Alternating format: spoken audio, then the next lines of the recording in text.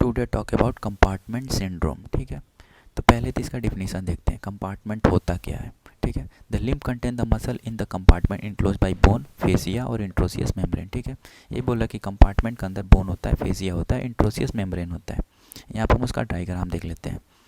Interosseous membrane, bone, fascia और flexor compartment, ये होता है कंपार्टमेंट का डायग्राम। फिर देखते हैं कंपार्टमेंट सिंड्रोम क्या होता है।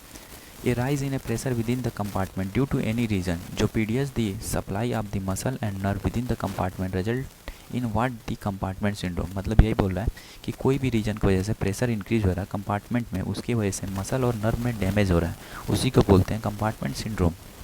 अब देख लेते हैं क्या क्या रीज़न है जिसकी वजह से कंपार्टमेंट प्रेशर इंक्रीज होता है। कोई भी इंजरी हो जाएगा मसल में तो उसकी वजह से इडीमा हो जाएगा, मसल में फ्रैक्चर हो जाएगा, उसकी वजह से हीमाटोमा हो जाएगा कंपार्टमेंट में, उसकी वजह से प्रेशर इंक्रीज हो जाएगा। इस्चीमिया हो जाएगा, उसकी वजह से मसल।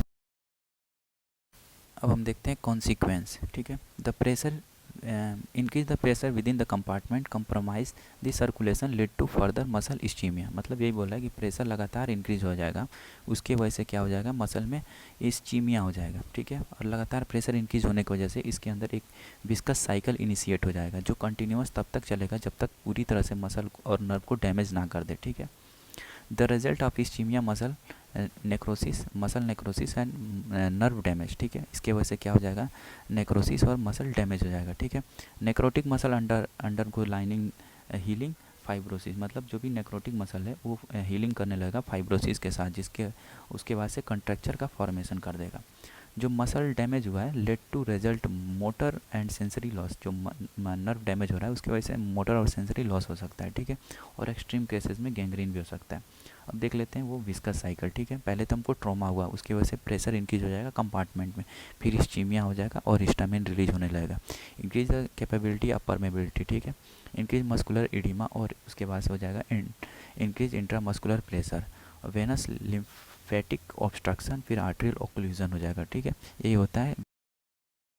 तो हम देखते हैं डायग्नोसिस। ठीक है, compartment syndrome can be diagnose earlier, high index suspension. ठीक है, इससे हम अर्लियर डायग्नोसिस कर सकते हैं। ठीक है, जैसे कि हम बोल सकते हैं एक्सेसिव पेन हो रहा है और ऐसा पेन हो रहा है जो एनाल्जेसिक देने के बाद से रिलीफ भी नहीं हो रहा है। ठीक है, patient with injury known to cause the compartment syndrome must be rise in alarming to the mind of treating doctor। मतलब ये सारा चीज़ें हो रहा है, एक्सेसिव पेन हो रहा है या एनाल्जेसिक देने के बाद से पेशेंट रिलीव नहीं हो रहा है पेन से, तो ये जो भी ट्रीटिंग डॉक्टर है उसको माइंड में अलार्मिंग साइन आ जाना चाहिए कि ये कंपार्टमेंट सिंड्रोम हो सकता है। ठीक है, अब देखते हैं कि injury with high risk developing the syndrome R S follows. मतलब कौन कौन सा इंजरी है जिसकी वजह से हाई रिस्क है सिंड्रोम होने का। पहला हो जाएगा supracondylar fracture of the humerus, दूसरा हो जाएगा फोर आर्म फ्रैक्चर या और तीसरा हो जाएगा क्लोज टिबियल फ्रैक्चर और चौथा हो जाएगा क्रश इंजरी टू द। तो हम देखते हैं डायग्नोसिस के लिए कौन कौन सा टेस्ट यूज करते हैं। पहला हो जाएगा स्ट्रेस टेस्ट। ठीक है, ये अर्लियर साइन होता है इम्पीडेंट कंपार्टमेंट सिंड्रोम का। ठीक है, इसमें क्या हो जाएगा, इस्चेमिक मसल को हम स्ट्रेच करेंगे तो हमको राइज होगा पेन। ठीक है, या हम क्या करेंगे, स्ट्रेच करेंगे अफेक्टेड मसल को, passively move the joint in the direction of opposite to that damage of the muscle action. ठीक है, इसका एग्जांपल देख सकते हैं कि passive extension of the finger to produce the pain in the flexor compartment of the forearm. ठीक है, वही बोला कि पैसिव एक्सटेंशन करेंगे फिंगर को तो हमको प्रोड्यूस होगा pen in the flexor compartment. ठीक है,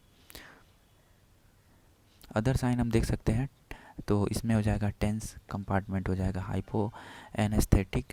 ठीक है, in the distribution involve the muscle weakness हमको दिखाई देगा। ठीक है, तीन हमको शो कर दिया। ठीक है, कंपार्टमेंट सिंड्रोम को कंफर्म करने के लिए हम एक प्रेशर टेस्ट करते हैं। ठीक है, जिसमें हम देखेंगे प्रेशर 40 mm ऑफ वाटर से ज़्यादा होगा तो हमको कंफर्म हो जाएगा कि कंपार्टमेंट सिंड्रोम होता है। और या pulse remain the palpable till very late impending compartment syndrome. ठीक है, and should be not provide the false sensation security as well. ठीक है, हम देखते हैं इसके बाद treatment a close watch the impending compartment and effective earlier prevention measure of the limb elevation. ठीक है, लिम्ब का एलिवेशन हो जाएगा, एक्टिव फिंगर मूवमेंट हो रहा है। ठीक है, तब हमको क्या करना है, प्रिवेंट करना है। लाइक द लिम्ब एलिवेशन और फिंगर का जो मूवमेंट हो रहा है उसको हमको क्या करना है, प्रिवेंट करना है। उसके लिए हमें कुछ सर्जरी परफॉर्म करते हैं। ठीक है, तो ट्रीटमेंट में दो सर्जरी परफॉर्म होता है कंपार्टमेंट सिंड्रोम के लिए, ठीक है। एक होता है फेसिकुलोटोमी, जो deep fascia of the compartment के लिए करते हैं, किसमें, फोर आर्म के लिए, सारे फोर आर्म के लिए फेसिकुलोटोमी करते हैं।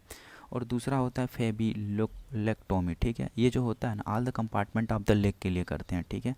Middle third of the fibula के लिए करते हैं। ये अपना कंपार्टमेंट सिंड्रोम